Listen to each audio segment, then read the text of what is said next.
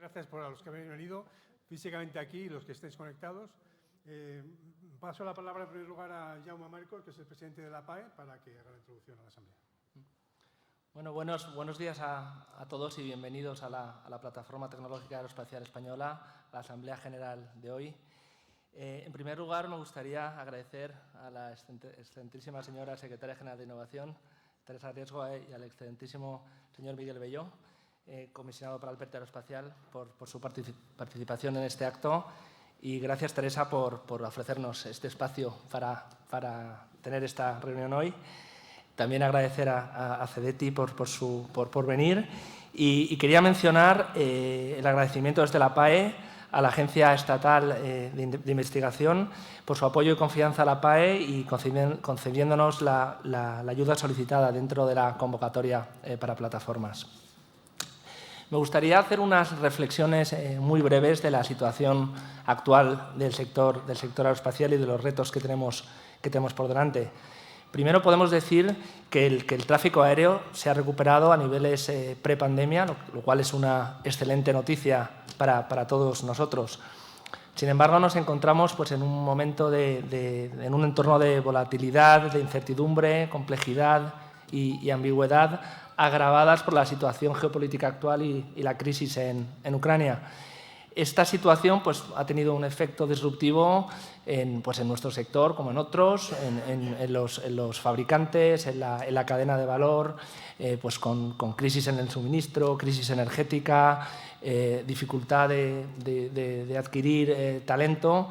Y hemos pasado de una crisis de la demanda, que es lo que teníamos en los tiempos del COVID, donde hubo una disminución muy importante de nuestras ventas y de nuestras entregas, a una crisis de la oferta, en la cual todo el sector tenemos que ser capaces de satisfacer esta demanda y crecer en los próximos años, ¿no? El ramp-up que tenemos que llevar a cabo. Necesitamos sistemas industriales más eficientes, más digitalizados, más automatizados, para asegurar la competitividad del sector y este ramp-up al que me refería. Y sobre todo, creo que todos compartimos un reto apasionante, que es el reto de la descarbonización de la aviación comercial. Y es un reto que tenemos que entre todos y de la mano acometer. Y aquí hablamos de las industrias productoras, de los fabricantes de motores, de la cadena de suministro, de las aerolíneas, de los aeropuertos, de las empresas energéticas y, por supuesto, de los actores políticos, institucionales y reguladores, ¿no? para llevarlo a cabo.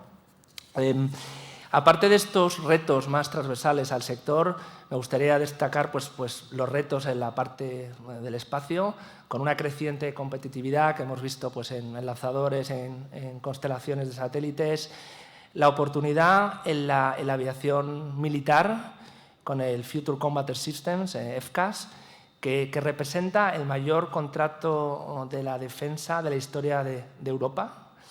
Y en la parte de ala rotatoria tenemos la irrupción de los drones y cada vez con más aplicaciones en nuestra vida y todos los desarrollos de Urban Air Mobility, de UAM. Centrándonos más ahora en España, el PERTE aeroespacial ha supuesto un antes y un después para el sector, ¿no? Con el Aerofondo de Ayuda a la Cadena de Suministro primero y el PTA como un mecanismo específico para el desarrollo tecnológico del sector. Recientemente se ha aprobado la adenda ante los fondos de recuperación que esperamos se ratifique en Bruselas y que supondrá un empuje tanto al PERTE como esperamos al PTA y al PTE espacial. El PTA ha supuesto que España tenga un programa con fondos específicos para un sector estratégico como el nuestro, al igual que ocurre en Francia, en Alemania y en Reino Unido. Nuestro sector se caracteriza, como todos sabéis, por ciclos de desarrollo y de producción muy largos que requieren de planes estratégicos a largo plazo y continuados, ¿no? Para nosotros, la continuidad de un marco como el PTA es fundamental para posicionar al sector español en los nuevos programas europeos. En la parte espacial también hemos visto un punto de inflexión con una mayor cuota de España en la Agencia Espacial Europea y la creación de la Agencia española, del espacio recientemente en abril. Y la PAE, que cuenta ya con 124 miembros, pues ha sido clave en la definición de una agenda estratégica del sector, pues que ha sufrido unos importantes cambios en estos años y que ha sabido adaptarse a las diferentes circunstancias y coyunturales que tenía el sector. Y bueno, ya aterrizando un poco en el día de hoy, en el evento de hoy, pues este evento se va a constituir con tres eventos formales. El primero, pues la Asamblea General Ordinaria, que abrirá Teresa Riesgo y que luego será seguida por una intervención de Miguel Belló, donde se votará, y esta mañana se ha estado votando el nuevo Consejo Gestor. El segundo evento será el nuevo Consejo Gestor, que elegirá un presidente o presidenta de la PAE, y en tercer lugar pues habrá una asamblea general extraordinaria para rectificar al presidente o presidenta que hayan sido elegidos. Y nada, sin más dilación, agradeceros a todos otra vez y a vosotros en particular vuestra participación hoy. Y Teresa, te doy la palabra. Muchas gracias. Bueno.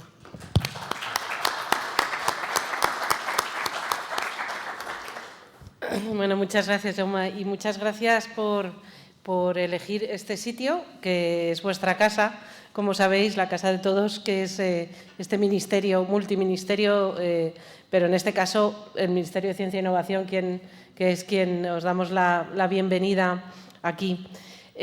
Para nosotros esta es vuestra casa. Quiero decir que este sector, el sector de la aeronáutica y el espacio, es uno de los sectores que más invierte en I+D, es uno de los sectores más activos en inversión en I+D continuada en toda su cadena de valor, además, con una inversión que llega hasta el 10% de la facturación, lo cual es muy alto para lo que vemos en España. Además, en realidad, Jaume ya ha anotado casi todo lo que yo iba a decir. Ahora, luego le tocará a Miguel, a ver qué te dejo. Bueno, pero bueno, Miguel siempre tiene algo que anunciarnos. La verdad es que en España hemos hecho en los últimos tiempos, desde que empezamos a concebir el PERTE aeroespacial, que empezamos pues casi en cuanto empezamos a hablar de los PERTES, aquello se empezó a gestar. Hablamos con muchos de vosotros, tuvimos muchas reuniones y al final, bueno, pudimos hacer esa presentación, se aprobó en Consejo de Ministros, hacer esa presentación en junio, ¿no? Me parece que fue de 2021, que es que fue hace relativamente poco, pero lo que se ha hecho a partir de ahí yo creo que es, primero, algo que tiene más importancia de la que parece, que es dar visibilidad a un sector que en España, ya digo, es importante, pero a veces lo que nos pasa un poco a los tecnólogos, ¿no? Que no somos capaces de que la gente nos vea, ¿no? Entonces, creo que esa es una primera fase que tiene mucha importancia. El PERTE, claro, tiene una inversión inicial de 4.500 millones de euros, de los cuales más de 2.100 vienen del sector público, pero esto con las adendas y con los cambios y todo eso, y hemos, yo creo que ido incrementando, desde luego en ningún caso decrementando, por supuesto. También, como ya se ha indicado, la aportación después de la ministerial de la ESA de París, que fue incrementada y que también España abordó programas que en otros momentos no se abordaban y que también nos ha hecho tener esta visibilidad que, como digo, es tan importante gracias también a tener a estos dos nuevos astronautas, uno de ellos ya en el periodo de formación, que creo que le da, digamos, también una forma de llegar más allá a la propia sociedad y de una manera muy inspiradora que creo que tenemos que no se nos debe olvidar. Por supuesto, para nosotros ha sido un hito no fácil, os tengo que decir, administrativamente hablando, otras cosas son administrativamente más fáciles. La creación de la Agencia Espacial Española, que ya está en funcionamiento. Miguel es su director y la verdad es que estamos todos muy ilusionados con esta puesta en marcha. La semana que viene tenemos el segundo Consejo Rector, en el que ya se van a dar pasos para aprobar, digamos, cosas importantes en el ámbito de la agencia, y yo creo que esto es un proyecto de futuro que cuando veamos dentro de 10 años, ¿no? ¿Te acuerdas de cuando se creó la agencia, no? Pues yo creo que algunos de los que estamos aquí, todos los que estamos aquí, nos sentiremos orgullosos. Luego tenemos también, yo creo que esta plataforma es una plataforma bastante singular. Bueno, está aquí Ana, que nos acompaña de la Agencia Estatal de Investigación.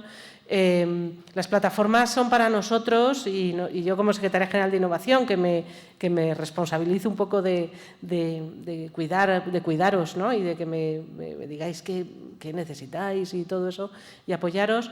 Creo que las plataformas son un instrumento fundamental dentro de la interlocución con nosotros, porque cuando tenemos que hablar con alguien para preguntar algo, a quien tenemos que preguntar es a las plataformas. Esta plataforma, además, es una plataforma donde la mayor parte de los participantes, y me podéis corregir, son del sector privado, con lo cual quiere decir que aquí el sector privado tiene un carácter tractor que es fundamental. Y este sector privado, además, está formado por empresas de muy distinta calibre. Hay empresas muy grandes corporaciones.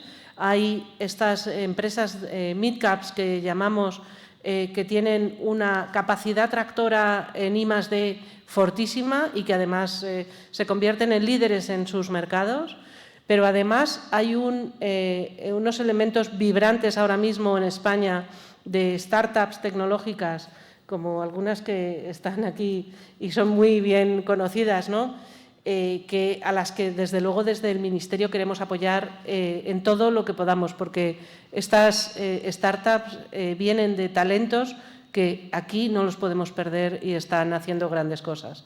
Para eso, bueno, os anuncio y os cuento que seguramente a algunos os habrá llegado un save the date vamos a organizar una jornada con estas startups tecnológicas para hacer una especie de encuentro con también posibles inversores en estas empresas.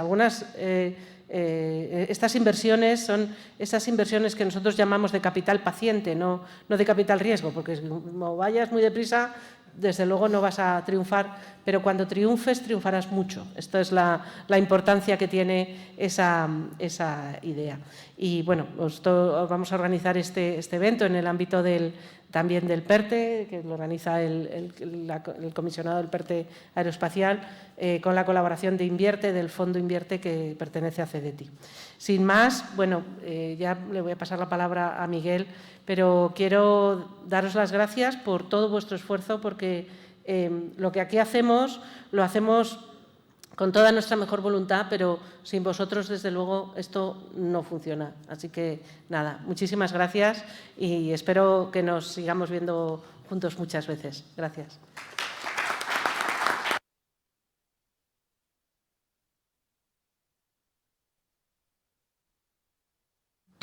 Bueno. Buenos días a todos. Muchas gracias primero por la invitación a la plataforma. Es un placer estar aquí de nuevo. Y a mí me gustaría un poco, estamos en un momento de ebullición de nuestro sector y me gustaría repasar con vosotros las oportunidades y los retos. La verdad que hemos hablado muchas veces de esto, pero vamos a recapitular para ver la cantidad de oportunidades que tenemos ahora. Ya hemos hablado de alguna de ellas. Empezando por el PERTE. En el PERTE, en la parte aeronáutica, el PTA claramente es la estrella, ya hemos hablado de él. Yo he hecho unos pequeños numeritos. Con el delta que vamos a tener con la adenda recientemente aprobada, nos vamos a un volumen de 8 millones de horas de ingeniería, que se dice pronto, que son más de 1.000 ingenieros en el periodo de tiempo, porque se tiene que hacer un periodo pequeño. Es decir, es un esfuerzo en I+D como no se ha hecho nunca. Son unas cifras que cuando las pones, cuando las miras, dices, esto es impresionante, ¿no? Pero tenemos también las demás líneas, ¿no? El CEUS con el INTA. que completa la gama que tiene España de sitios para probar vehículos no tripulados, con Rozas, con Atlas, con el aeropuerto de Canarias, de manera que nos posiciona de una manera excelente para ser España el centro de prueba de todos los sistemas de drones. De hecho, ya están viniendo aquí. Vienen Lilium, todas las empresas europeas ya están viniendo, nos posiciona muy bien. La plataforma nueva 295.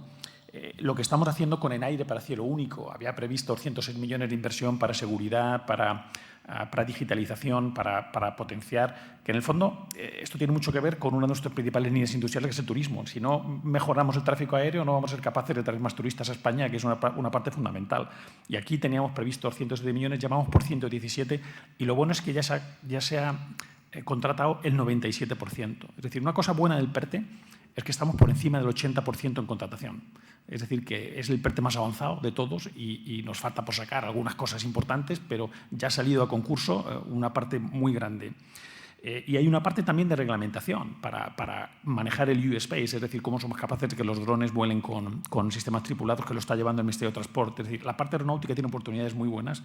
En la parte espacio conocéis los proyectos. El lanzador, el microlanzador, ya ha salido ya el concurso. Las dos empresas son PLD y Pangea en fase 1. Después, en la fase 2, una de las dos pasará para la fase 2, pero ya está en marcha el proyecto.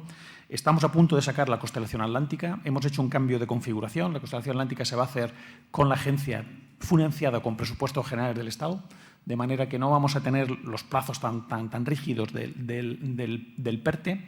Pero como nuestros socios Portugal y ellos sí que los tienen, tampoco nos queremos despistar, es decir, no podemos separarnos tanto de nuestro socio, que es Portugal, y hemos subido a 40 millones la financiación, de manera que, si todo va bien, la semana que viene, la siguiente, en el Consejo de Estocolmo de la ESA se firma el nuevo acuerdo, porque es un nuevo acuerdo, ha aumentado la cantidad y ha aumentado la forma, de manera que va a salir la QKD, la carga cuántica. Va a salir el mes que viene, ya también está preparado. La carga cuántica no se va a hacer con la ESA, se va a hacer directamente con compra pública innovadora, va a sacar el CDTI la convocatoria y va a haber una modificación. Va a salir una parte para un sistema en GEO y otra parte para un sistema en LEO, en órbita baja. Es decir, que vamos a aumentarlo. Es decir, había previsto que la ESA tuviera una parte, porque era con la ESA, la parte que no va a la ESA vamos a aprovecharla para sacarla para un sistema en LEO, de manera que aquí la parte que va a la industria va a aumentar hasta los 125 millones, ¿no? Tenemos también el programa de aplicaciones con defensa y el PTE. Como ya se aprobó la adenda, el Plan Tecnológico de Espacio, lo hemos mencionado antes, saldrá por 70 millones, está ya escrita el orden de bases, probablemente salga el mes que viene, de manera que la idea es, aquí sí que tenemos plazos del PERTE, porque estos son fondos PERTE, de manera que la idea es acabar en el 2026. Esto en espacio y luego oportunidades en transversal, para aeronáutico y para espacio, oportunidades de apoyo a la formación, oportunidades del Ministerio de Industria. Tenemos 69 millones para potenciar líneas de producción. Los programas CEDETI que están ahí, que tenemos también 100 y pico millones. Y como hemos dicho, el Aerofondo. Y una herramienta muy importante que es Invierte, que la ha mencionado Teresa, pero que es fundamental y que ha invertido en muchas empresas de espacio. Esto, digamos, son todas las oportunidades que están al amparo del PERTE, pero tenemos el incremento en la ESA. Lo hemos dicho, que el incremento en la ESA al final revierte en las empresas. Nosotros ya vamos a liderar 3 misiones. Lideraremos Arrakis, de ciencia, para la materia oscura. Lideraremos LEO-PNT, probablemente junto con Francia, porque España y Francia son los dos principales, de forma que probablemente haya 2 sistemas y España liderará uno. Tenemos Draco, que también lo lidera otra empresa española, de manera que estamos posicionados y ya estamos empezando, en vez de hacer sus sistemas, a empezar a liderar misiones completas. Nuestro objetivo es empezar a liderar misiones completas cada vez más. Se une pues, a la misión que ya lideramos, uno de los Sentinel, que ya viene de Sevilla, de manera que aquí va subiendo nuestro peso. Y la Agencia Espacial, lo hemos dicho, lo ha dicho Teresa, tenemos el segundo Consejo Rector la semana que viene, vamos a nombrar todos los directores ya en el segundo Consejo Rector, ya tenemos gente trabajando en Sevilla, ya tenemos el equipo inicial y poco a poco vamos a llenar el edificio de Sevilla, ¿no? Es curioso que en menos de 2 meses de vida ya se nos han aproximado más agencias que nunca. O sea, el problema que teníamos cuando alguien quería trabajar con España es que no sabía con quién hablar. Ahora, como hay una agencia, ya tenemos muchos interlocutores que nos han pedido. O sea, empezó la NASA, el administrador de la NASA no tenía previsto venir a España, y iba a Polonia. Y como se enteró que existía la agencia, dijo, quiero ir a la agencia. Modificó su viaje, estuvo aquí, estuvo un día entero en Sevilla, estuvimos hablando de Artemis, estuvimos hablando de los programas, estuvimos hablando del Centro de Astrobiología, estuvimos hablando de instrumentos españoles que pueden ir en misiones de Marte. Luego vino y firmó en Moncloa los acuerdos y luego fue a ver al rey el miércoles. Es decir, que con NASA estamos ahora también renegociando el acuerdo de Robledo, que es muy importante. Robledo va a aumentar, va a pasar de 90 a 104 personas porque Artemis va a requerir más gente en Robledo y Robledo se va a reforzar, de manera que también vamos a tener aquí más actividad. Pero no solo a NASA. Hemos firmado un acuerdo bilateral con la Agencia Espacial Mexicana hace 4 días. Es decir, México quiere colaborar con nosotros. Tenemos que sacar una nota de prensa que no hemos sacado. Tenemos tanta historia que no somos incapaces de seguir sacando notas de prensa, ¿no? Pero también Malasia. La agencia malaya ha decidido que quiere trabajar con España, que sabe que España es fuerte en ciertos campos, por ejemplo, en navegación por satélite, y quiere tener un interlocutor a nivel de gobierno. Y luego nosotros involucraremos a las industrias, pero ellos no quieren trabajar directamente con las industrias. Nosotros también seremos un comercial para vosotros, porque ellos quieren, no, yo quiero tener un modo firmado y luego tú ya me organizas a tu industria, porque yo no quiero ir directamente porque no sé dónde voy, tienen riesgo, de manera que estamos abriendo la posibilidad que el sistema de navegación, de aumentación de navegación de Malasia sea español, vía un acuerdo bilateral de las agencias. Pero también la Agencia Espacial de Canadá nos ha pedido una bilateral, que no tenemos tiempo, a ver si tenemos un hueco para darles una reunión a Canadá. Una cosa que es la primera vez que ha ocurrido, el G20, que lo gestiona la India ahora, el G20 hace una paralela de G20 de agencias espaciales, de directores de agencias espaciales. Por primera vez nos han invitado y tenemos que ir a Bangalore el 5 o 6 de julio con la industria. Lo que pasa, bueno, nos han pedido 3 industrias y bueno, vamos a ir con la industria por primera vez porque existe la agencia. Es decir, que esto es en mes y medio. O sea, es un poco solamente por el hecho de que exista la agencia. Más oportunidades en defensa. El cambio de nombre del Ejército del Aire y Espacio no es gratuito. Hay un mando de espacio que va a abrir nuevas oportunidades. La estrategia de seguridad de la Unión Europea, seguridad y defensa, eso se va a convertir en programas. Además, nos toca a nosotros, nuestra presidencia, discutir cómo convertimos esa estrategia en planes y programas. O sea, eso se va a convertir en proyectos que acabarán en la industria. Una reunión muy importante que tuvimos, que muchos de los que estáis aquí estuvieron presentes con la Secretaría de Estado de Defensa. España tiene que ir al 2% del PIB en defensa por el compromiso con NATO. Eso se va a traducir en actividades aeroespaciales. Se va a traducir en el FCAS, en helicópteros, se va a traducir también en espacio, se habló incluso de una cifra de 4.000 millones en programas de observación de la Tierra y de comunicaciones en los próximos 20 años, pero es una cantidad que si la calculamos son 200 millones al año. Estamos hablando que la ESA son 300, es decir, que estamos hablando de un delta del tamaño de lo que se está haciendo en la ESA. Y los nuevos proyectos europeos, Iris Square, GovSatcom, ahora ya están saliendo y va a ser, bueno, vamos a empezar creo que por 2.500 millones, pero esto va a ser como Galileo y como Copérnicos. Aquí vamos a acabar en las decenas de miles de millones porque esto va a tener un recorrido, va a haber que hacer futuras versiones y son oportunidades nuevas. Y la presidencia española. En la presidencia española, como sabéis, en Sevilla tendremos un consejo de ministros de la Agencia Espacial Europea. Va a haber muchas cosas a discutir ahí, pero lo más importante que quiere proponer la ESA es aprobar la exploración robótica y humana. Sabéis que se ha hecho un report de exploración que se ha encargado un grupo de personas fuera del espacio. De hecho, que lo lleva es Rasmussen, el antiguo director de la OTAN, y han recomendado a Europa que tenga la capacidad de vuelos tripulados. Entonces, la ESA va a poner encima de la mesa un programa de 30.000 millones para vuelos tripulados. Por supuesto, no para hacerlo en 3 años, es para hacer un periodo de tiempo, pero queremos que Sevilla sea la cumbre donde haya un impulso político a esto. Y esto va a ser un programa nuevo, estas son oportunidades nuevas.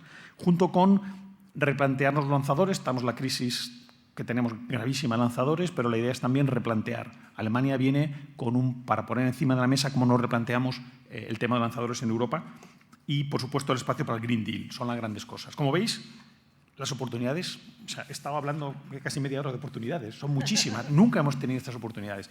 Pero esto va ligado a retos. Los retos que llevan las oportunidades los sabemos. En aeronáutica tenemos el reto de bajar la huella de carbono. Si no somos capaces de bajar la huella de carbono, tenemos un problema grave. Y aquí, bueno, esto pasa primero por el SAF, por los nuevos combustibles, pasa luego por el hidrógeno, pasa por aviones eléctricos. Tenemos problemas físicos fundamentales, la densidad energética del combustible que necesitamos, hay barreras físicas, pero siempre pensábamos que había cosas imposibles y hemos sido capaces de resolverlas. O sea, esto tenemos que resolverlo. Tenemos que resolver temas legales de reglamentación de drones para ser capaces de que proliferen de verdad los drones New Space. Son problemas más de ley que técnicos. Son retos específicos de aeronáutica. En espacio tenemos el reto que todos sabéis, las megaconstelaciones. Ayer estuve en Canarias en una presentación y el presentador dijo que se prevé que en el año 2030 se lancen 1.700 satélites. Le dije, no. O sea, el año pasado se lanzó el doble de lo que hace 3 años pensábamos que se lanzaría en 2030. Es decir, vamos a una velocidad brutal. Le he dicho, mira, en 2030 no va a haber 1.700, van a ser 17.000 seguramente. O sea, lo que tenemos que hacer es ver cómo esto se gestiona. Y la gestión del tráfico espacial es básico. Es una prioridad de España en nuestra presidencia. Hemos preparado un documento de conclusiones que vamos a mandar. Lo tenemos que aprobar el Ministerio esta semana. No sé si te ha dado tiempo a leértelo, pero lo mandaron anoche. Es un documento que estamos preparando para mandar a todos los países para urgir la gestión del tráfico espacial. Y esto es un reto, pero también es una oportunidad, porque nuestra industria es muy fuerte en este campo. Nuestra industria es muy fuerte en vigilancia espacial, seguimiento, tracking, es decir, que bueno, pues es un reto que nosotros podemos convertir en oportunidad. Y luego el cambio de paradigma, es decir, si vamos a megaconstelaciones tenemos que dejar de producir como se produce en espacio para pasar a producir como se produce en automoción. Es decir, que eso hay que cambiarlo y bueno, pues poco a poco tenemos que transformar nuestras cadenas de proceso, ¿no? Y en cuanto a retos conjuntos aeronáutico y espacio, el más importante es recursos humanos. Si antes hablaba de 8 millones de horas, necesitamos esos recursos, que los necesitamos. Esto es un problema de las universidades, un problema de formación profesional y sé que muchos de vosotros en las industrias tenéis un número de vacantes inaudito, como nunca ha habido, y tenemos que ser capaces de recuperar. Hay una cosa buena, y es que como hay proyectos, nuestros jóvenes se han estado yendo por 2 razones, porque se paga más fuera, todo hay que decirlo, y que fuera hay proyectos emblemáticos. Pero ahora tenemos proyectos en España que atrae y los jóvenes les retenemos mejor con grandes proyectos. Por eso yo confío en que repatriemos parte del talento que se ha ido, ¿no? Otro reto que tenemos, que es común a los 2 sectores, es la inversión. Aquí no se invierte como se invierte en Estados Unidos en tecnología. Pues así, las deep tech. ¿Por qué? Pues porque los venture capital y los fondos que tenemos aquí no tienen expertos en nuestro campo y no saben medir el riesgo. Es un problema más no es que sean aversos al riesgo, porque arriesgan en muchos sectores, pero no lo saben medir. Por tanto, esto que vamos a tener el 23 de junio, que ha anunciado Teresa, es interesante. Es una primera reunión de emprendedores, startups, junto con fondos o empresas que estén buscando capital, junto con fondos que están invirtiendo, ¿no? Otro reto que tenemos son los plazos. El PERTE, muchas de las cosas que he dicho, tiene unos plazos que son muy exigentes. Tenemos que ser capaces de hacer esto en este plazo. Bueno, pues como veis, estamos llenos de oportunidades, llenos de retos como nunca en la historia hemos estado. O sea, que estamos en un momento que tenemos que ser capaces de aprovecharlos. Yo soy optimista. Nuestra industria, nuestros centros de investigación, nuestras universidades en el pasado siempre han sabido aprovechar los retos y estoy convencido de que los vamos a aprovechar. Así que, bueno, pues tenemos aquí un reto entre todos y muchas gracias.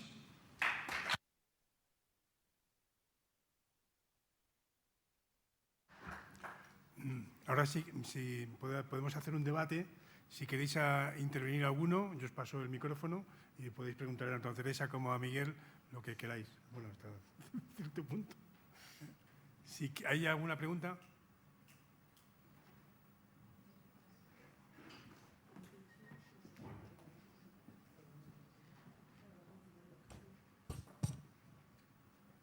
Hola, muchísimas gracias por las presentaciones a los dos. La pregunta que quería hacer, bueno, soy Marta Jimeno de TEDAI, era una de las cosas de las que nuestras empresas se quejan es que todas quieren participar, por supuesto, en el PTA, que ha sido estupendo, en el PTE, pero el proceso burocrático es complicado, dan plazos muy pequeños para preparar toda la presentación, luego hasta que salen, el tema de las garantías. ¿Esto se podría facilitar un poco para que puedan empresas más pequeñas también ser más ágiles y poder presentarse? Porque a veces no tienen el músculo también financiero incluso para poder hacer los trabajos. Muchas gracias. Esto es algo que nos preocupa a todos, ¿eh? O sea, que es una de esas cosas que viene también por las normas españolas, ¿no? que son complejas, ¿no?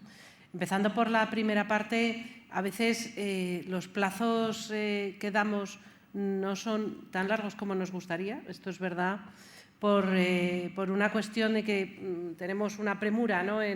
en sacar la convocatoria, cerrar la convocatoria, porque tenemos un sistema en España que viene de la ley de subvenciones, sobre todo, Es decir, hay distintas normas, ¿no?, que afectan a esto, pero la ley de subvenciones sobre todo, que es un sistema súper garantista. Ay, Dios mío, no sé qué es esto. Bueno, es un sistema súper garantista en el que cualquier persona, o sea, cualquier solicitante tiene un periodo de alegaciones para completar la documentación. Esto cuando uno recibe, no sé, bueno, pues 150 solicitudes, que el PTA en realidad no es un programa súper masivo, pero las personas de la Agencia Estatal de Investigación, cuando se enfrentan en el gran programa de generación de conocimiento, se reciben decenas de miles de proyectos, ¿no? Eso es que hay que tener, bueno, hay que estar mirando que cumple las condiciones, no sé qué, que están todos los papeles, todo eso. Es un sistema en el que en otros sistemas, en Europa, si se te olvida un papel, el proyecto se da por perdido. No, quiero decir que esto es como funciona en Horizonte Europa, si tenéis experiencia en esto.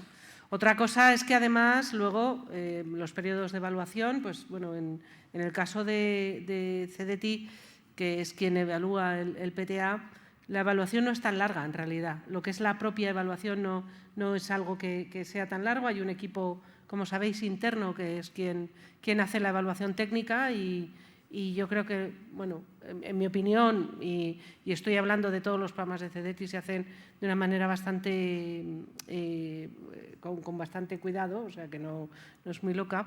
Y en cuanto a las solicitudes, efectivamente, las solicitudes a veces son complejas porque los fondos de recuperación, y esto ocurre con todo lo que tiene que ver con el plan de recuperación europeo, nos han incluido requisitos extras que, por cierto, están ahí para quedarse, os informo, digo, porque si sois solicitantes de fondos FEDER, hay cosas como el DNSH, que es esto, los criterios de no hacer daño al medio ambiente, seguramente en FEDER van a perdurar. Y esto es algo que viene, digamos, que no es algo que tengamos que hacer nosotros.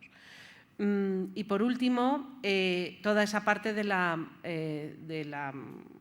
entre la resolución provisional y la resolución definitiva, que uno dice, bueno, si ya habéis decidido, ¿por qué tardáis tanto? Bueno, porque todo el que no se lo dan la alega. Es que ese es otro sistema garantista en España. También comparándonos con Horizonte Europa, en Horizonte Europa la evaluación técnica no es alegable. Que, bueno, podríamos hablar de esto, si es mejor o peor, pero este es el sistema garantista español que tenemos y que está, digamos, es una ley que está por encima de nosotros. Y esto también os quiero decir que, bueno, hay sitios peores, o sea que luego también es verdad, el PTA es un programa muy indicado para que grandes empresas y medianas empresas traccionen de pequeñas empresas. Para empresas muy pequeñas es verdad que es un programa que a lo mejor es más en el que tiene un coste de entrada más complicado. Y esto, pero bueno, es un programa diseñado de esta manera, diseñado en el que también se quieren favorecer consorcios con el sector académico, científico, investigador, con centros tecnológicos, favoreciendo esa interacción, esa colaboración público-privada también.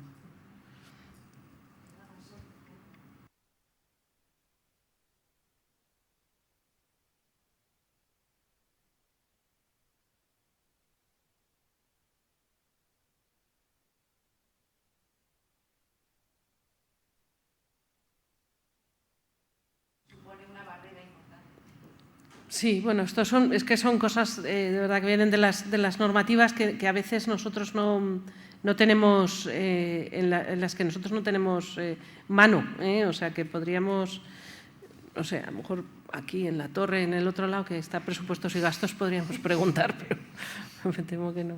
Nosotros no tenemos mano ahí. O sea, en CDTI una de las cosas que intentamos hacer es aligerar al máximo, o sea, de verdad que intentamos hacerlo siempre que podemos. Y luego eso, hay programas que son más, que necesitan más garantías que otros, desde luego.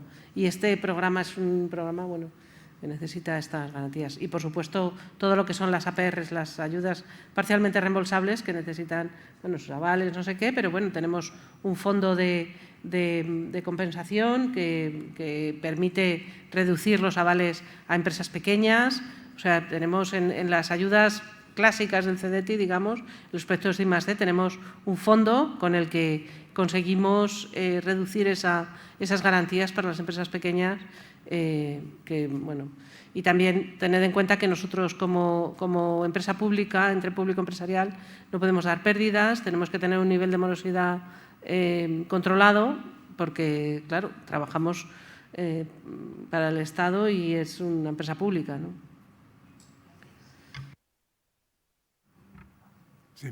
¿Alguna pregunta más? ¿Hay algo?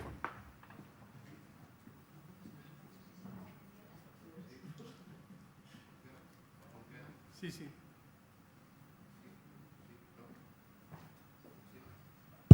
Ahora. Bueno, como no hay más preguntas, yo creo, me conocéis, director general de TEDAE, yo creo que en un momento como el que estamos ahora, creo que en nombre de la industria tenemos que dar las gracias. Hace 3 años estábamos todavía confinados y creo que ninguno de los que estábamos aquí podíamos pensar que hoy tuviéramos un PERTE aeroespacial, un PTA funcionando, una agencia espacial y sobre todo el horizonte que Miguel ha compartido con nosotros. Entonces yo creo que desde la industria lo que tenemos que decir aquí, hoy y ahora, es gracias. Gracias por arroparnos, gracias por hacernos visibles y gracias por convertir al sector aeronáutico y espacial en uno de los motores de cambio para la economía española. Os dejo una pregunta que casi es una reflexión, que es la mayor inquietud que tenemos ahora, que es la continuidad. ¿Qué va a pasar después? Tenemos un camino grande por delante y hemos dado un paso, quizás el más difícil, pero lo hemos dado. ¿Cómo veis vosotros la continuidad para que todas estas oportunidades que habéis puesto encima de la mesa las podamos materializar, tanto desde TEDAE como industria, pero también desde la PAE, que es el sector que completa la industria con la academia, con las universidades, con los centros de investigación y también con la administración? Muchas gracias. En primer lugar, es nuestro trabajo, me refiero que no las gracias, nosotros es lo que es lo que tenemos que hacer, y si las cosas van es porque la industria responde, y si no está la industria y los centros de investigación detrás, pues por mucho que estemos remando, no, me refiero que si esto va es porque sois competitivos y porque tenéis talento, o sea que eso, nosotros estamos en el papel que es el más fácil. Continuidad. Hay cosas que se han hecho que se van a quedar para siempre, la agencia se va a quedar para siempre, hay cosas que están ahí y hay cosas que tenemos que luchar porque sigan. El PTA es una de ellas. El PTA queremos que siga. Nosotros, desde nuestro punto de vista, estamos haciendo todo el lobby que podemos para que esto siga. Ya veremos, los Next Gen se van a acabar. Vamos a intentar que de presupuesto general del Estado podamos seguir con esta línea. Ya hubo una pregunta en la Alianza para el PERTE para la ministra, y la ministra dijo que ella también iba a hacer todo lo posible por ver cómo podíamos darle continuidad a programas como el PTA. Entonces, nosotros estamos haciendo todo el lobby que podemos, pero ya, una vez que se acaban los fondos Next Gen, ya dependemos de la batalla por los fondos del presupuesto general del Estado, que tengamos éxito, ¿no? Pero vamos, nosotros vamos a luchar porque sigan. Decir algo, es algo un poco más genérico, pero en este año, en los presupuestos de este año, del 2023, en los presupuestos del Ministerio de Ciencia e Innovación, los Next Gen han bajado porque ya estamos en retirada, digamos, ¿no? Ya estaban y nuestro presupuesto global, en el presupuesto general del Estado, quitando el Next Gen, han subido. O sea que esto, además, lo que quiero decir, que otra cosa importante es que en la reforma de la Ley de la Ciencia se incluyó una disposición adicional en la que se pone una meta para toda lo que es el presupuesto de I+D, que tiene una configuración ahí en los presupuestos, ¿no? La política 46, ¿no? En la que en esa disposición adicional que está en la ley dice que esos presupuestos no bajarán de un año a otro. Y esa ley se aprobó sin votos en contra en el Parlamento, con lo cual hubo algunos grupos que se abstuvieron, muy pocos, pero digamos que los dos grandes partidos votaron a favor de esa ley, incluyendo ese artículo. Yo digo esto es una buena noticia. Claro, esto no hablaban de PTA, pero el PTA está ahí, ¿no? Entonces, yo creo que, no sé, luego el dinero, cuando hay que hacer los presupuestos, hay que colocarlo, ¿no? Y de repente alguien dice, oye, que no se nos olvide que en la ley dice esto, ¿no? Bueno, vamos a luchar por ello. Yo creo que es importante, y también es importante tener la complicidad vuestra de la industria que apoye esto, porque que sepamos que este es un sector importante en este ámbito, ¿no? Entonces, bueno, esto hablando de la I+D, ¿no? Luego habrá otros aspectos que también serán importantes para vosotros, ¿no? Ana Inés Gómez de Castro, Grupo de Astronomía Espacial de la Universidad Complutense de Madrid y miembro de Eurospace Hub. Mi pregunta está relacionada precisamente con la transferencia tecnológica entre universidad, el sector privado y su reactivación. Entonces, mi pregunta es, ¿habéis planteado algo, se ha planteado algo de cara a dinamizar las OTRIs de las universidades y utilizarlas y darles la potencia necesaria para esta transferencia? Puedo contestar, ¿no? Esto podría hablar horas, está en mi campo eso. Bueno, muchísimas gracias. Ana Iris, coincidimos en una reunión hace 1.000.000 de años, no sé si te recuerdas. Bueno, hemos aprobado, una de las cosas que hemos hecho durante estos años es trabajar mucho en esta parte de la transferencia de conocimiento, ¿no? Que hemos llamado, porque es uno de los grandes elementos que tenemos pendientes en España, ¿no? No solo en España, en Europa están también preocupados con esto, pero entonces tenemos un plan que se aprobó en diciembre del año pasado en Consejo de Ministros, que es el plan, lo hemos llamado Plan de Transferencia y Colaboración, afecta a todo el aspecto de la I+D y, de hecho, el martes tuvimos una sesión en el CSIC en colaboración con la Comisión Europea para hablar de este tema, de cómo España estaba poniendo en marcha estas políticas de apoyo a la transferencia de conocimiento, y en la que pusimos en marcha también ese mismo día un grupo de expertos, en el que está Silvia, y porque yo he hecho, bueno, yo lo presido y he decidido un poco quién y quién no, y invité a Silvia, que sabe mucho de esto, porque ha vivido una historia interesante, primero en el CSIC, luego en Airbus, donde ha colaborado intensamente, ¿no? Y me parecía que digamos que esta plataforma está muy bien representada también en ese grupo. Dentro de ese plan de transferencia tiene muchos ámbitos distintos y uno de ellos es la dinamización de la transferencia a través de dos cosas. Hemos cambiado, por un lado, el Real Decreto que gestiona el registro de las oficinas de transferencia, que además hemos dejado de llamarlas OTRIs para llamarlas OTCs, para cambiarles el nombre. Esto parece que un registro no dice nada, pero lo que dice el registro es qué es lo que tienen que hacer esas oficinas, ¿no? Y esto creemos que es importante y tenemos además mucho contacto con ellas, ¿no? Aquí nos acompaña la Autónoma, por ejemplo, en eso. Y la segunda cosa que estamos haciendo es, tenemos un programa de dinamización de la transferencia que se llama DINA, que lo están desarrollando con fondos del Next Generation desde el Instituto Ingenio del CSIC, que es un instituto del CSIC y la Politécnica de Valencia, que están especializados en temas de innovación. Ahora, nosotros lo que no podemos hacer es ir a las instituciones, digamos, apretarle, a doblarle el brazo al rector, ¿no? En este caso, y decirle, tienes que invertir más en esto, porque creemos, y yo lo que intento convencer a todos los que dirigen las instituciones es, hacer transferencias es un buen negocio, es que te da dinero, ya no pienses en otra cosa, te da dinero. Y también otra cosa que queremos hacer es incentivar, ¿no? Como sabéis, tenemos un proyecto que lo tenemos ahí, que esperemos que se reactive porque está muy avanzado, de poner en marcha definitivamente ese sexenio de transferencia que creo que puede ser transformador en lo que es la academia en España.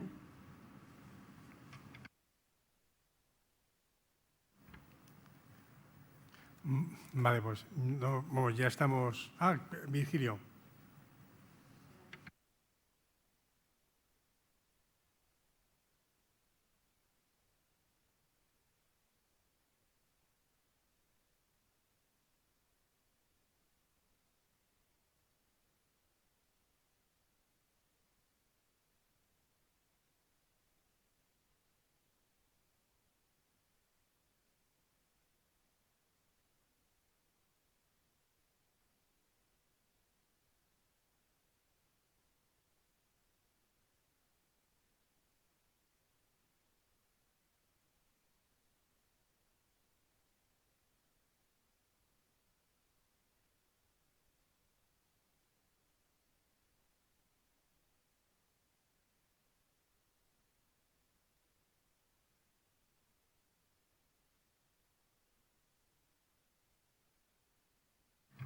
Bueno, por ser muy breve, el sexenio lo primero es que digamos que se aprueba su creación en la ley, la reforma de la Ley de la Ciencia.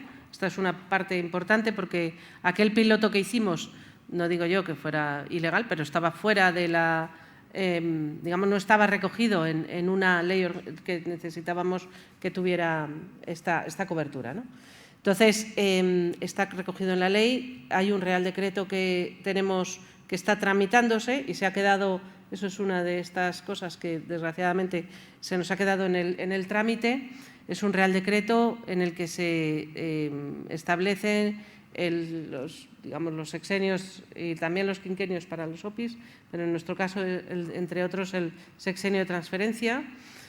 En paralelo, ese Real Decreto es un Real Decreto entre Ciencia e Innovación, universidades y Hacienda, porque tiene efectos presupuestarios en Hacienda y, por tanto, tiene que aparecer ahí el Ministerio de Hacienda. Y estábamos esperando los comentarios del Ministerio de Hacienda. Está muy avanzado y, por tanto, eso en cuanto venga el nuevo Gobierno, pues se reactivará y yo creo que también hay un consenso bastante fuerte. Por otro lado, hay otro ejercicio que hay que hacer, que son los criterios de ese sexenio que ha desarrollado la ANECA, tiene un borrador que estamos evaluando bueno, y que también queremos que esos criterios sugerimos a la ANECA que los utilice en las labores de acreditación de profesorado, que creemos que no vale solo tocar el sexenio, hay que tocar también esa otra parte de la acreditación. Pero vamos, esto es… Y desde luego el valor que hacen las plataformas en esto es fundamental. Muchas gracias. Bueno, perdona si me permitís, ya vamos a pasar al café, pero antes de pasar al café queremos entregar a Plácido Márquez y Silvia Lazcano el nombramiento de socios de honor de la plataforma, ¿no? Eso es una distinción que hemos querido hacer para reconocer su labor en esos años de reactivación de la plataforma desde el 2016, en lo que yo entiendo que estaba un poco así moribunda, y la labor de ellos principalmente ha podido concretarse en que hayamos hecho una producción magnífica y que de hecho es una de las razones en las que la agencia estatal, cuando ha concedido la valoración a nuestra propuesta, ha dicho que se reconoce que es una plataforma que entrega cosas. O sea que pues, por eso queremos reconocer y Teresa Riesgo va a conceder el diploma que os hemos dado. O sea que, Teresa, sí, por favor.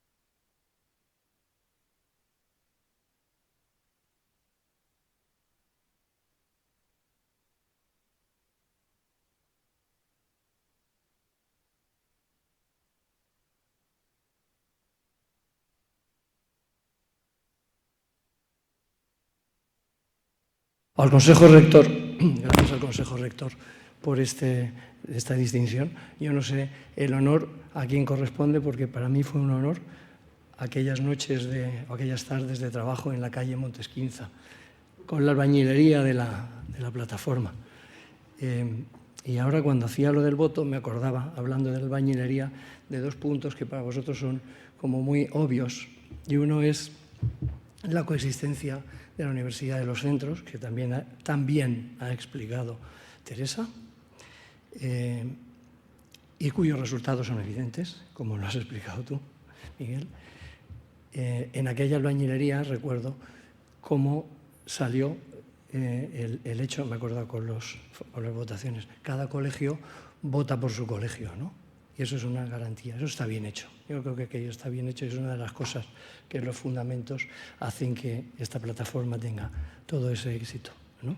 Por cierto, que también es de reconocer que haya más candidatos que posiciones. También es otro tema de éxito.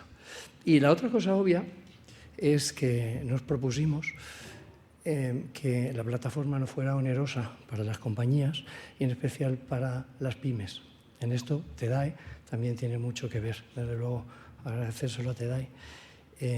Como sabéis, yo ya no estoy en una gran empresa donde podíamos decir, no, que a las pymes no les cueste dinero. Eso se dice así un poco como, ¿no?, por defecto. Pero cuando estás del lado de las pymes, no sabéis la tranquilidad que da poder recurrir a la plataforma o a TEDAE en su momento. No sabéis la tranquilidad que da tener la información, tener la capacidad de veros hoy aquí. Hoy he estado con varias personas y ya han salido 2 posibilidades de colaboración en tecnología. O sea que, bueno, yo modestamente haré lo que pueda, pero está en vuestras manos de que esto siga adelante y no se pierda. Muchas gracias por estos minutillos.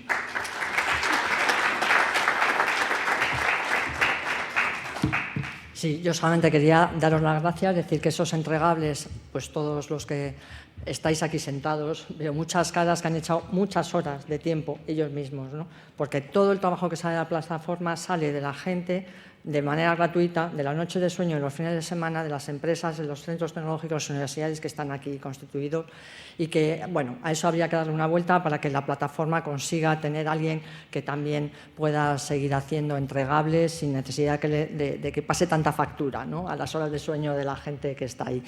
Yo he tomado el micrófono para dar las gracias a TEDAE, porque la plataforma a día de hoy no estaría aquí y seguiría existiendo si no hubiera sido por el apoyo de TEDAE, ¿no? Cuando hemos perdido la subvención del Ministerio por una serie de razones, no porque no sepamos, sino una serie de cosas burocráticas, TEDAE ha estado ahí para seguir dándonos fuerza.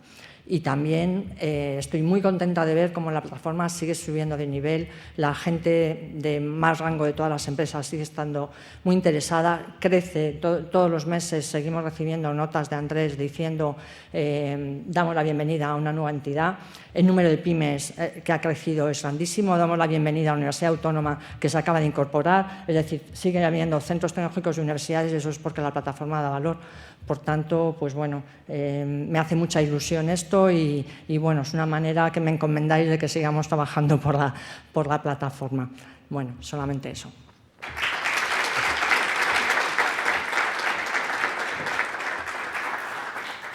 Bueno, podemos proceder ahora. Hay un café para todos nosotros. Vamos a tomarlos todos.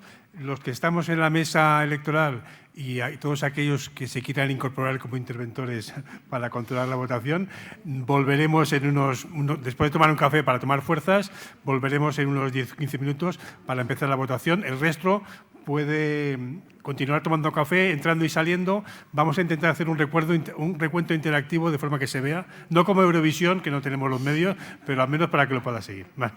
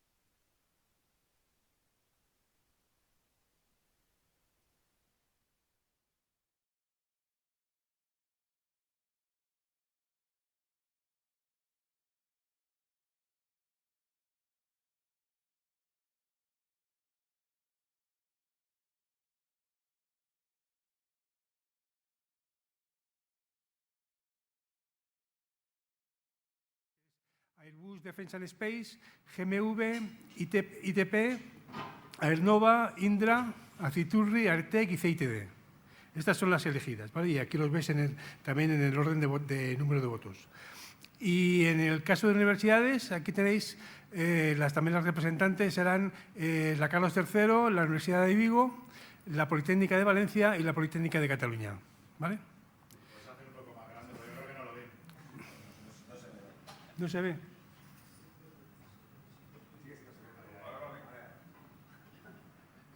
O sea, esto sería en empresas y esto universidades, ¿vale?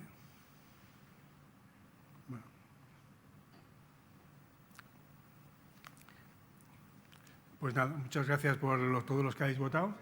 Ahora, ese es un poco, la agenda es un poco chunga porque ahora el proceso es para elegir presidencia, lo tiene que elegir el Consejo Gestor, con lo cual nos vamos a reunir un momento por aquí. Los demás podéis continuar tomando café y los vais a quedar fuera, pero esperamos que sea rápido, ¿no? ¿Vale? Y os llamamos enseguida y ya proseguimos la asamblea, que sería con la ratificación de la elección que va a hacer el Consejo. Y a los que quedéis os quería contar el programa de actividad que tenemos para este año y los compromisos que vamos a tener que alcanzar en el programa, en la convocatoria de ayudas que nos va a financiar la agencia estatal. Pues ahí ya hemos adquirido una serie de compromisos y tenemos que hacer honor a la tradición de la plataforma y entregarlo. O sea que eso quiere decir que en los próximos semanas, meses, empezaré a llamar al grupo de trabajo para que podamos trabajar, ¿vale? Entonces, si por favor dejáis que lo más rápido es que el Consejo se reúna aquí. Tenemos una sala habilitada en el 4º piso, pero va a ser más incómodo que nos tenemos que. Entonces, si lo hacemos aquí, yo creo que terminamos pronto.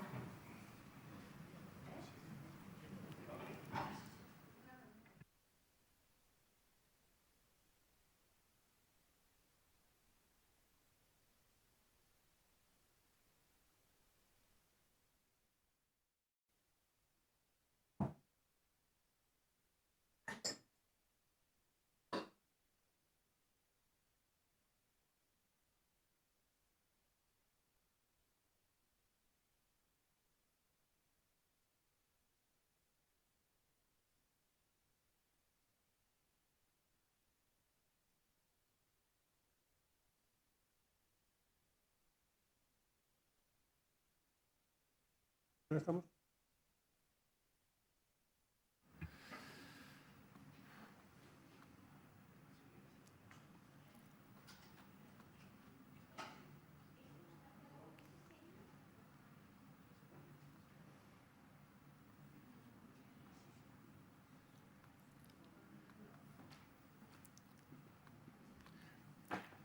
Vale, bueno, perdonad, el montaje de esta sesión era un poco complicado porque van a pasar tiempos muertos.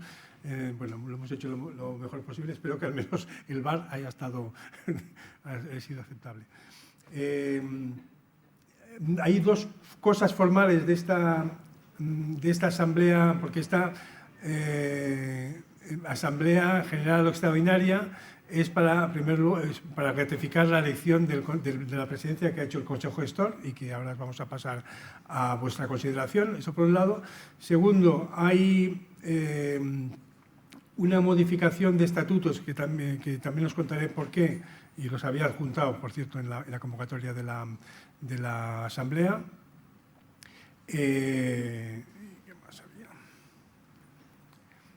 Y luego os quería comentar el plan de trabajo que tenemos y las condiciones económicas y el presupuesto, incluyendo la ayuda de la agencia estatal y las cuotas, ¿vale? Entonces, la primera cuestión es, en el Consejo de Gestor que acabamos de celebrar, se ha elegido por unanimidad a Luis Guerra, hay que ser cuidadoso, es a Airbus Defence and Space como presidente de la asociación, ¿no? Y en particular representado por Luis Guerra. Recordad que la presidencia es la entidad, es Airbus, pero la persona de Luis Guerra. Entonces se ha decidido en el Consejo Gestor por unanimidad. Se ha recordado que el mandato es por 2 años y que dentro de 2 años pues habrá que volver a discutir cómo lo hacemos, pero que ahora mismo ha sido elegido por unanimidad. Entonces, lo sometimos a la asamblea si lo ratificáis o hay alguna objeción, tanto a los que estáis aquí como a los que estáis escuchando a través de la Webex.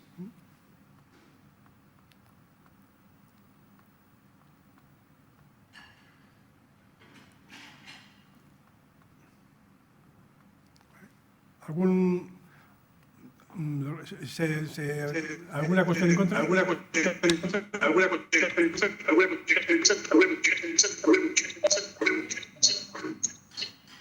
Esto Si no teníais castigo. Si no teníais castigo. Si no teníais castigo. Si no teníais castigo. Si no teníais castigo. Pues lo he desactivado.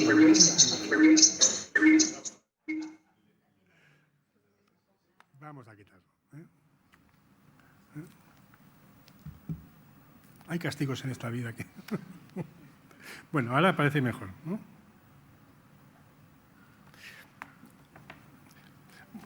Bueno, entonces la cuestión es, ¿hay alguna objeción? ¿Estáis todos de acuerdo? ¿Alguien de los que estáis conectados tenéis alguna objeción? Pues entonces queda proclamado Airbus Defence and Space nueva presidencia de la plataforma.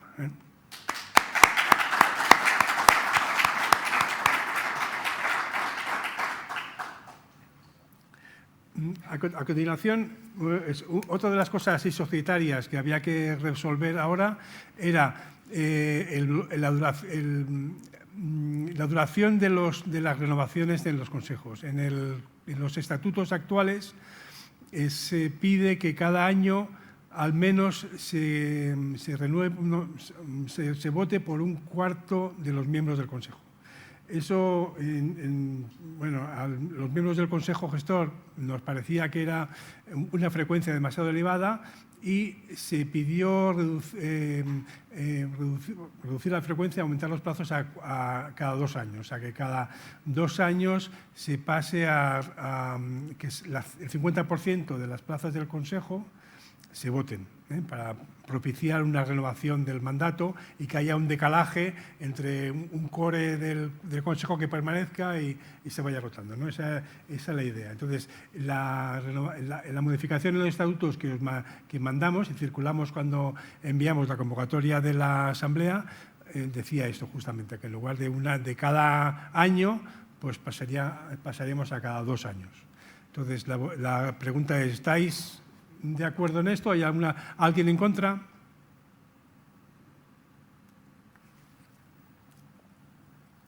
Pues nada, ¿vale? Pues se aprueba entonces la modificación de estatutos. Y luego había una cosa, había una...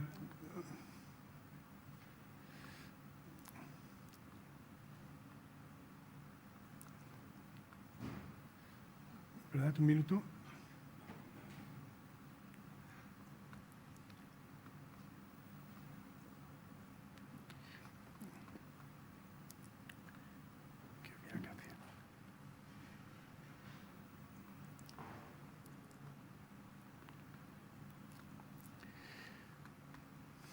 Bueno, nada más. Entonces, lo que quería presentaros ahora es el plan de trabajo.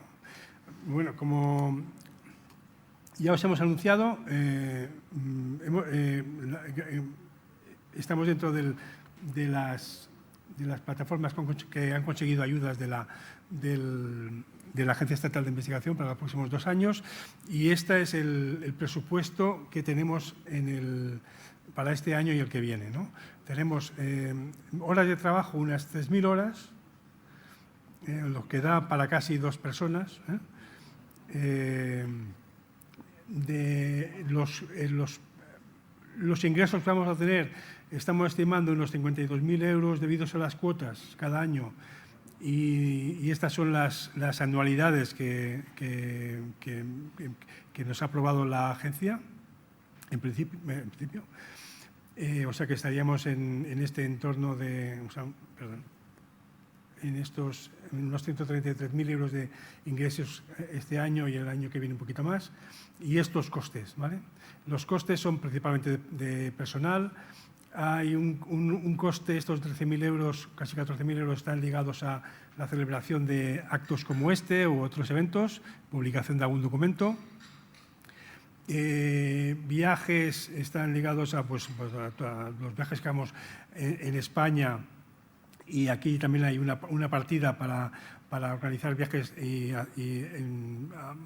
a Europa para aumentar esta actividad de internacionalización que os comentaba. Y luego aquí hay una partida de costes indirectos que son los derivados de los que nos pasa, los que tenemos con cargo a TEDAE. O sea, digamos que si queréis, utilizando solo costes directos, tendríamos teníamos un margen, un colchón de unos 14.000 euros, pero bueno, estos son costes reales también, al fin y al cabo, ¿no? La oportunidad que os comentaba antes del programa europeo, esta es la oferta que participamos.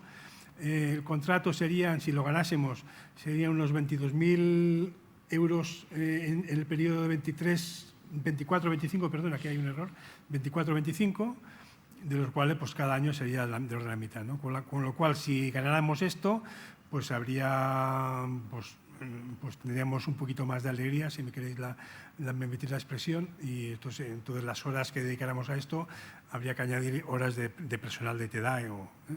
Pero bueno, eso cuando nos concedan la propuesta, si nos la conceden, ya os informaré. Ahora mismo estamos en otro proyecto europeo, como en el Consejo de Stakeholders, que hacen curiosamente prácticamente lo mismo que este consejo, que este proyecto, o sea que es un proyecto dedicado a analizar las ayudas económicas a proyectos de I+D aeronáuticos que hay en toda Europa, que esto va justamente en línea con lo que queremos hacer, porque una de nuestras acciones es ver cómo son los proyectos de I+D, o sea, cuál es la financiación de proyectos de I+D que hay en Europa, para poder hacer un informe y pasárselo al CEDET y al Ministerio para que pues en las negociaciones que haya con la Hacienda o para conseguir los fondos, pues se tenga en cuenta, ¿no? O sea, si somos conscientes de que en Francia se pagan, pues hay un programa de 1.000 millones en los próximos 3 o 4 años, en Alemania unas cosas parecidas, pues eso da una idea de que las entidades españolas, con estos socios queridos europeos, pero también competidores en muchos casos, pues si hay muchas más ayudas a ellos, nosotros nos podemos quedar fuera del juego. Entonces, ese es el mensaje que de una forma, junto con el CEDETI, queremos presentar, al CEDETI y que ellos puedan utilizar, ¿no? Y esto va un poco en línea con justamente estos dos proyectos, que es lo mismo, ¿eh? O sea, hacer una base, una mapa de todas las ayudas que hay en Europa, una base de datos de los proyectos que hay en Europa, que también lo haremos. Entonces, o sea, pero pensamos que es interesante, que está justamente en línea con lo que queremos hacer nosotros y al fin y al cabo nos va a ayudar a obtener, y esfuerzos reales a lo mejor no nos va a resultar tanto, ¿no? Entonces, esta es una imagen que yo os he presentado algunas veces sobre los paquetes de trabajo principales que tenemos dentro de la actuación que nos han aprobado. Básicamente hay 3 líneas, aunque en la parte aeronáutica siempre estamos diferenciando en muchos casos entre la parte de aviación civil y drones, ¿no? Porque son 2 bloques bastante independientes, pero vamos, desde un punto de vista conceptual es parte aeronáutica también. Estas son las líneas estratégicas que también están en el PERTE, ¿no? Que es la parte aeronáutica, la parte espacio y la parte de tecnología transversal. Luego hay una serie de actividades más generales de lo que son propiamente de la plataforma, o sea, que son actividades de comunicación, de divulgación, de participar en eventos, de participar interrelacionarse con otras plataformas, que eso, digamos, que sería más puramente de la actividad de la plataforma, ¿no? En la parte aeronáutica, nosotros queremos seguir teniendo algo que decir sobre la agenda de estrategias que tenemos. Ya están publicadas, están en vigor y están siendo utilizadas por el CEDET y para el PTA, y esperamos que lo sigan haciendo. En la parte espacial esperamos que los pueda utilizar la Agencia Espacial Española como una referencia. Aquí no estamos imponiendo nada, simplemente es que lo tomen como referencia en lo que para mí representa uno de los... hace que las plataformas seamos una herramienta útil, ¿no? De que es pues, una herramienta de poner en común a todo el sector para que las autoridades puedan hacer sus planes, ¿no? Siempre como referencia, luego ellos pondrán la prioridad que ellos crean conveniente, ¿no? Entonces, las agendas ya están establecidas, pero siempre hay una pequeña actividad que es revisarlas y ver si hay que actualizarlas, ¿eh? Como hicimos el año pasado, actualizando la parte de hidrógeno y aviación cero emisiones, y a lo mejor este año pues, convendría hacer lo mismo con esto y la de espacio igual. El segundo bloque en la parte aeronáutica, que es el estudio de planes de I+D+I, es lo que acababa justamente de hablar, que es hacer una comparación de los planes de ensayo, de los planes de apoyo a la industria, a I+D+D que hay en otros sitios europeos. Y luego elaborar un documento y hacer un documento de prioridades tecnológicas en la aviación cero emisiones o un plan. Eso es una cosa que tenemos que ver. O sea, que el reto de aviación cero emisiones es tan importante en España, bueno, para toda Europa, pero en particular en España, lo que puede significar para nosotros en el futuro, que exigiría hacer un documento, una cosa que ya empezó a hacerse entre ITP y Airbus, empezaron a pergeñar un documento, pero hay que elaborar más. Entonces, en esto os voy a pedir también la ayuda al grupo en sí de tecnologías aeronáuticas, pues que echemos algunas horas, y entonces voy a pedir ayuda a todos los socios para que puedan apoyar y puedan trabajar, ¿no? En el caso de los UAS, igual estamos trabajando en un mapa de centros de ensayo y de desarrollo en toda España. El mapa está a punto, lo vamos a publicar en las próximas semanas en la web nuestra de la PAE. Bueno, ese es el primer paso para hacer una imagen de cuáles son los centros de ensayos en vuelo que hay en España, que además España se configura como un sitio especialmente apropiado para hacer este tipo de ensayos en toda Europa, como por ejemplo Lilium está demostrando eso, y además hay un montón de ensayos que hay que hacer, porque no solamente es calificar vehículos como los de Lilium y otros, sino que hay multitud de aplicaciones para los drones en categoría especial, y aunque no se lleguen completamente a certificar, pero en este terreno en el que no son drones de categoría abierta, sino en los que hay que certificar algo, siempre hay que hacer ensayos en este tipo. Entonces hay una serie, pues hay 7 u 8 entidades en España en el que están distribuidas por Andalucía, por Galicia, por Cataluña, en las que se ofrecen a todo sector. Entonces ese mapa va a estar en nuestra web en los próximos días, incluyendo los centros de ensayo, ¿no? Porque hay actividades específicas de ensayo. También nos gustaría hacer, y eso es una cosa que los especialistas vuestros me gustaría también reunir las próximas semanas, de ver cuál es la integración de todo el sector con el U-Space, ¿no? El U-Space entró en vigor en febrero de este año.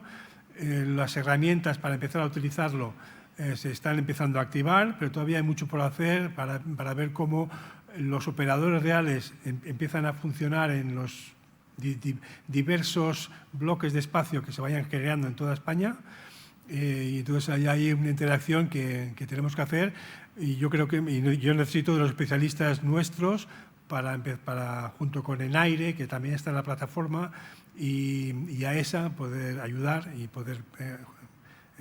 En el caso de espacio, además de la agenda que os comentaba antes, yo creo que nosotros tenemos que asumir un rol importante en ayudar a la Agencia Espacial a establecer un plan nacional del espacio, no solamente el PTE como está, sino a lo mejor darle una pensada más, y eso también necesitaríamos que los especialistas de las entidades nuestras pues le echaran un vistazo y pudiéramos ir negociando o proponiendo a la agencia ese plan, ¿no? O sea, al final, como siempre, como te decía antes, la decisión es de la agencia y las prioridades las pondrán ellas, pero nosotros tenemos, yo creo, la responsabilidad de ofrecerles un documento en el que se puedan basar y puedan utilizar, ¿no? Siempre insisto en que la PAE como herramienta para ofrecer eso, yo creo que es idónea.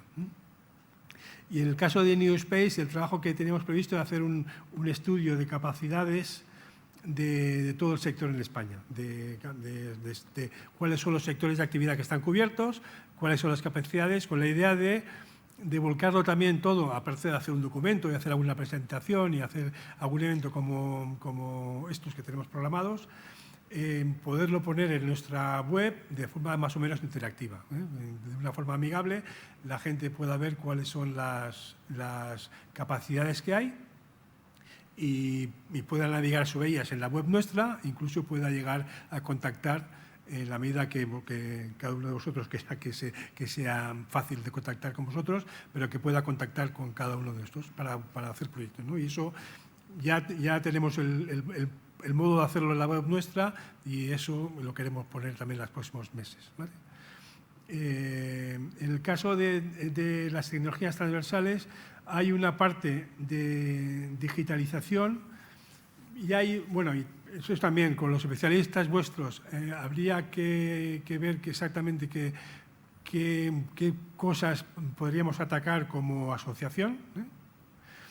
Hay dos temas que nos gustaría lanzar. Uno es relacionado con la economía circular y la sostenibilidad. Ahora mismo, y eso es un ejercicio que queremos hacer junto con TEDAE, ahora mismo las empresas están reportando en un reporting no de contabilidad, sino en un reporting general, están reportando lo que hacen en sostenibilidad y sus factores clave en un reporte que es muy ad hoc, cada entidad hace el reporting que le parece apropiado, no hay uniformidad. El peligro que vemos ahí es que cuando en Europa se puedan llegar a concretar algunas de las necesidades de reporting, nos puede pillar con el pie cambiado y con el peligro de que enseguida eso se puede ligar a contratos o condiciones contractuales, con lo cual hay un riesgo de que si no hacemos deberes antes, podemos a medio plazo hay un cierto riesgo, con lo cual un ejercicio que estamos proponiendo es hacer primero una encuesta entre todos vosotros de cuál es el método de reporting que estáis haciendo ahora, hacer un análisis en función de esto, de qué es lo que pensamos, o entre todos, ver qué es lo que Europa podrá hacer, nos podrá exigir en los próximos años, y en función de esto tomar alguna acción, ¿no? Eso es un ejercicio que vamos a lanzar. Ya hicimos una presentación hace un mes para lanzarlo, pero sin mucho éxito, con lo cual, aunque tampoco sois muchos ahora mismo, sí que lo vamos a lanzar, ¿eh? O sea, que quede claro, y entonces insistiremos. Es una encuesta más, pero es lo que tienen las asociaciones, ¿no? Que hay que, de vez en cuando, desde la asociación os pedimos contribuciones a encuestas y, bueno, intentaremos limitarlo para no causar demasiado estropicio y hacerlo juntamente con TEDAE para que no haya un reporting doble de TEDAE y AEPAE, ¿no? O sea, ahí estamos trabajando conjuntamente. También otro ejercicio que podríamos hacer en el asunto de digitalización es requisitos de cómo integrar los robots en las entidades nuestras, ¿no? Parece ser que la robótica en el mundo aeroespacial va a ser distinta que en otros sectores, en donde claramente hay sectores determinados para robots y para personas. Aquí en el nuestro, por las propias condiciones del negocio, vamos a trabajar seguramente conjuntamente, y entonces se van a imponer una serie de requisitos de seguridad y higiene laboral para cómo trabajar con ellos y no hacerlos daño mutuamente. Entonces, ahí también el plan es hacerlo en colaboración con la plataforma PESI, que seguramente se dedica a ciberseguridad y a seguridad y higiene laboral. Entonces, entre ambos, pues a establecer un mapa. Entonces, eso también es una línea de trabajo que propondremos en las próximas semanas, ¿no? Y luego en el último bloque que os afecta directamente sería el de catálogo de capacidades, pues también ponerlo en marcha. Habíamos empezado el catálogo hace un tiempo, pues ahora ya lo queremos ir poniendo poco a poco en la web nuestra, y allí donde tanto a los que no contestaron como a las nuevas incorporaciones, pues pedirle datos, ¿no? Y rellenar un catálogo que, ya os digo, ayude a que la gente pueda navegar y pueda buscar qué capacidades hay, tanto en empresas como en universidades como centros tecnológicos, ¿no?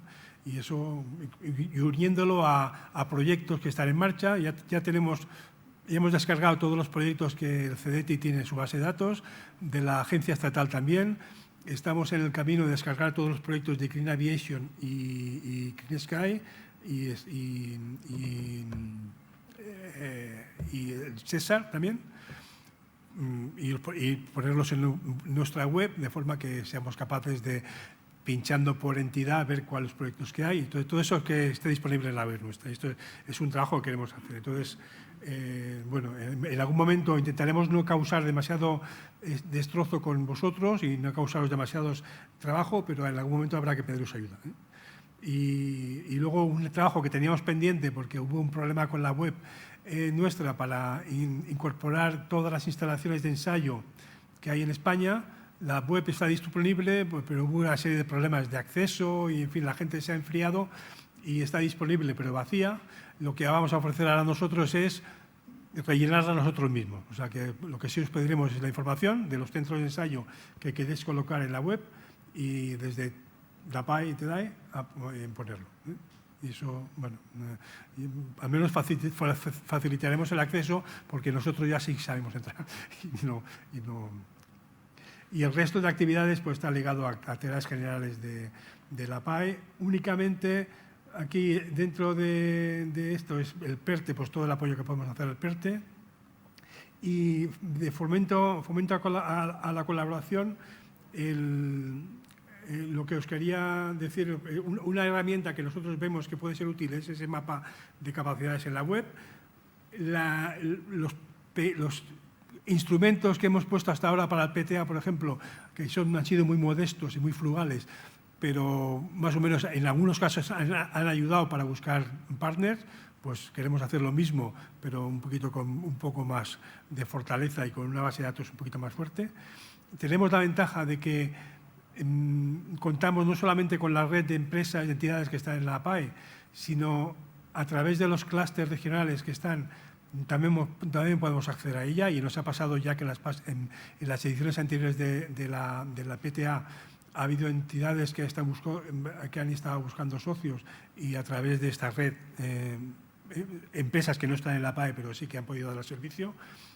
Y bueno, eso está. Luego, en las negociaciones vuestras, pues cada uno hace el consorcio que quiere, pero eso ha funcionado y ahora lo que queremos es mejorarlo esto, ¿no? Y por último, en la parte de vigilancia tecnológica, pues queremos ampliar lo que estamos dando ahora de servicio de la newsletter con las convocatorias y oportunidades que hay. Queremos ampliarla con proyectos. Ya os digo que tenemos la base de datos, las bases de datos ya están disponibles, lo tenemos que poner en la web, pero ya sabemos cómo hacerlo, que no es poco. Y ampliarlo también con información de la oficina de patentes e información de papers que salgan, y ahí también os pediré la colaboración con vosotros en las universidades para ver cuáles son las fuentes que son realmente útiles y que merece la pena tener en cuenta. Y a partir de ahí aquellos papers que se consideren más significativos o útiles para la comunidad, pues los verteremos también en la web, y la idea es hacerlo en la web nuestra de forma que sea interactiva. En principio podría ser en el área privada de la web nuestra, por eso ha sido de utilizarla para estas elecciones, ha sido un poco con prueba para que se podía entrar fácilmente y no era demasiado incómodo, y si vemos que la cosa funciona, pues podemos utilizarla, y si no, pues en la parte abierta. ¿Vale?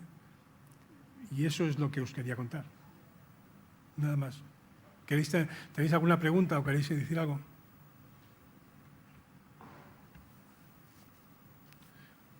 Pues entonces hemos cumplido el horario y podemos cerrar la asamblea. Muchas gracias.